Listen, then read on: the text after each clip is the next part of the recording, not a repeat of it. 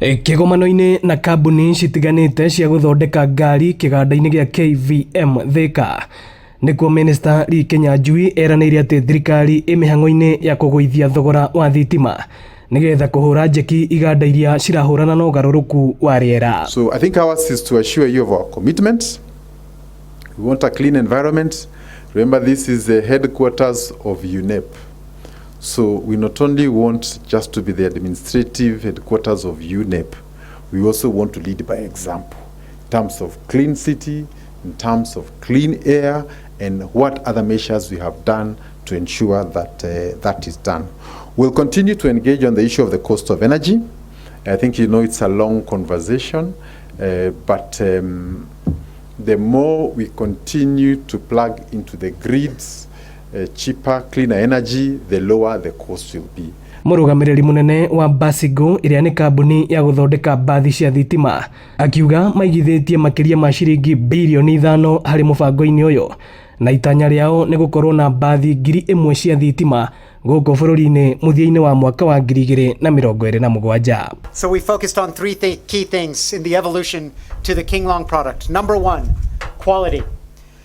And the quality begins with our partnership with Kinglong, a known brand in the bus industry, a company that is delivering electric buses, thousands of electric buses to customers all over the world. We have carried over 8 million passengers. We have avoided over 1 million liters of imported diesel fuel. And that diesel has been replaced instead by 3.5 gigawatt hours of domestically generated renewable energy from right here in Kenya. And thanks to Kenya's 93% renewable energy, which is one of our most incredible assets as a country, we have mitigated over 2,500 tons of CO2 emissions, which is greater impact on CO2 emissions than an electric bus almost anywhere else in the world. Aigithia angĩ arĩa nĩ hamwe na Sifau Mobility makiuga nĩ marĩkĩtie kũgũra shares cia kĩganda gĩa KVM. Na ona ngari cia Toyota nĩ cikwambĩrĩria gũthondekerwo gũkũ Thika. Other than the 13 that I've just mentioned, recently we also started assembly of Sino trucks, and all their trucks also now being produced here. On the road, you'll see them written as Howo. They actually produced here. Okay. Our investment as CFA Mobility so far stands at 2.3 billion shillings Banasia since we started last year.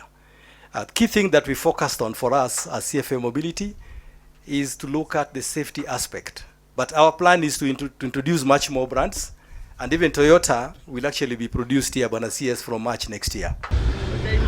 Ino ni ceceni ya Inoro TV Thika na niĩ njĩtagwo Moses Ngigĩ.